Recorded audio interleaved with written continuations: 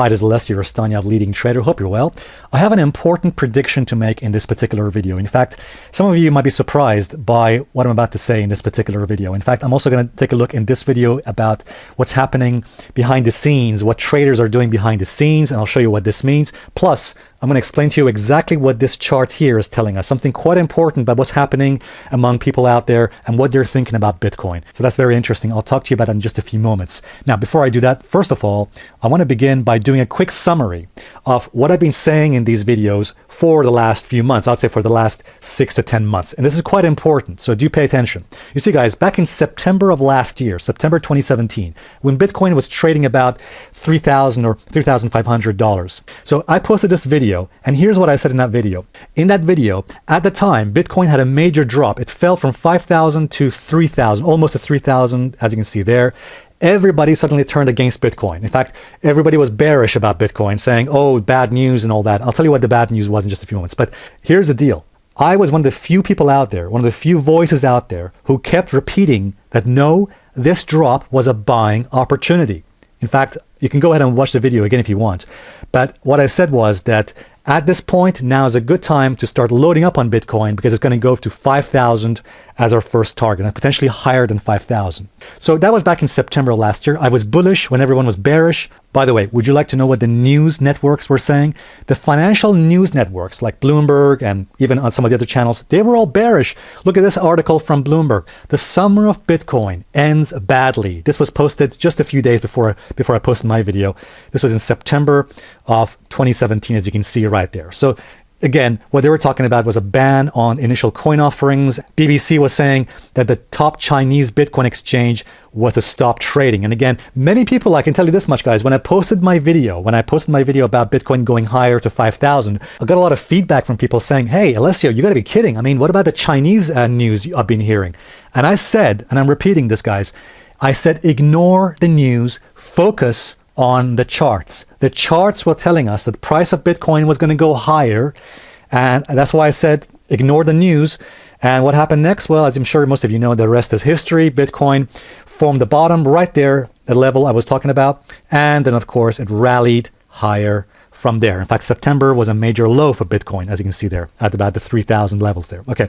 In November of that same year, November of 2017, I made another video, as you can see right here. And I said why Bitcoin 10,000 is now unstoppable. I said what to do before Bitcoin hits $10,000. At the time I posted my video, Bitcoin was trading about $7,000. And here's what I said. I said any potential pullbacks to $6,000 or $5,000 can be used as long or buying opportunities. The next long-term target is 10,000. And as I'm sure you know what happened next, my prediction turned out to be correct. And you can see there it is. Bitcoin dropped to 6,000, turned out to be a buying opportunity, and of course rallied nicely higher from there. So again, guys, bottom line is we ignored the news. We went with the charts. Now look at this. In this particular video I posted on 8th of December, I issued a strong warning against buying Bitcoin. All right. I said, look, it's a dangerous time to buy Bitcoin. And by the way, at that time when I posted the video, the Bitcoin prices were about $16,000 to $18,000. And I made a strong warning about Bitcoin. I said, look, now is not a good time. Why? Because the charts were telling us that we were reaching bubble territory. Bubble territory not seen since 2013. As you can see, that was in my video. And of course, you know the rest of it. Bitcoin then dropped about 50% and then 70% all the way down. And by the way, guys, just to be clear, I am not saying that I got every prediction right. Absolutely not. I'll tell you one thing. I did not foresee that Bitcoin was going to go from 10,000 to 20,000 in just a couple of weeks. I did not see that happening. It came as a shock to me, as it came as a shock to many other people out there. But what I am saying is this. The key point I want you to understand about this is that when you look at the chart of Bitcoin, or indeed any market, the first thing you should do is put away from your mind anything you're hearing in the financial media or the financial news networks. If anything, try and do the opposite of what these guys are saying. Now, let me ask you this question. What do you think right now is the major news story in the financial news networks? Are they positive or are they negative? I can tell you right now, you switch on any financial news network about Bitcoin, the majority are negative. Majority of people keep expecting that Bitcoin is going to fall lower to down to 3,000. Okay. Now, let me just show you this. This is from Google Trends. Let me just show you this first of all. This is quite important. Have a guess at what one of the top searches on Bitcoin right now is. Number 9 on the top 10 searches on Bitcoin is this. Is Bitcoin dead? Guys, I'm not making this up. It's right there for you. This is the number 9th search on Google about Bitcoin. And by the way, in case you're thinking, what is the top 5? Well, here it is. Not really interesting. Bitcoin price right now, some other stuff here about the VIX and all that. But again, as you can see, that is it right there. Is Bitcoin dead is one of the top searches on Bitcoin right now. And by the way, look at this. This is the chart of that search. You can see right there. Take a look at this. On June 24th, it reached a climax. That search for is Bitcoin dead reached a climax. And in case you're thinking, is that significant? Yes, it is. June 24th, when that search for Bitcoin being dead was a climax or reached the top, you can see, look at that. That was right about the time when Bitcoin was hitting these lows. And then, of course, it bounced from there. Okay, so you can see how psychology of people play such an important part in price and also in what Bitcoin is doing. By the way, another search that's quite interesting. Take a look at this. One of the top searches on Bitcoin also is this. Take a look. How to short Bitcoin. Okay, so what's been gaining traction on Google searches is how to short. People are searching for this phrase, how to short Bitcoin, or bet against Bitcoin, in other words. And it's been getting a lot of traction here, as you can see. And that's been rising. Look at this. That search is now rising as I'm speaking. Okay, that's a red flag. Why are so many people looking up this phrase, how to short Bitcoin? So guys, remember, as a contrarian, when we see searches like this, how to short Bitcoin, is Bitcoin dead? That is a red flag. And it's a positive thing. It's a positive thing for Bitcoin. It's a bullish thing. So what does that mean? Does it mean we should just go in and buy Bitcoin right now? No, I'm not saying that. But what I'm saying is that this is looking good for Bitcoin. The fact that sentiment is getting crushed. Everybody thinks that Bitcoin is going to go lower. In fact, I can tell you this much. I've received emails and comments from people saying that they're already short and they're already expecting $3,000 on Bitcoin. Now, let me say this. If everybody expects that to happen, if everybody's expecting the Bitcoin is going to drop and go to $3,000, then somebody is not thinking. And by the way, that is one of my favorite phrases from one of the best investors and traders in the world. Jim Rogers, who's a billionaire investor, he said this. He says, when everybody is thinking the same thing, somebody is not thinking.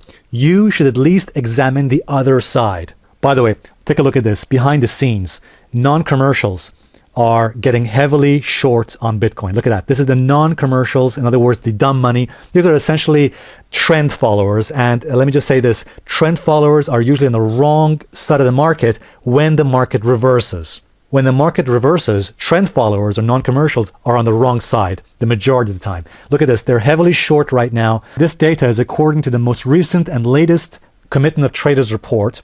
The next one will be published, I think, next week. But this certainly what we're seeing here is a lot of short positions on Bitcoin, which again gets me interested to have a look at the opposite side, the bullish case for Bitcoin.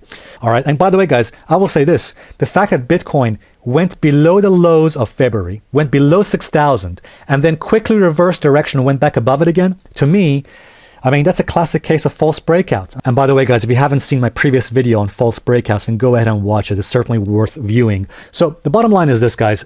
We got a false breakout by the looks of it, and we did not stay below 6,000 for very long before quickly jumping back above it again. Okay, so that's a positive sign for Bitcoin. And much more importantly is this. Take a look at the monthly time frame. This is the monthly chart of Bitcoin.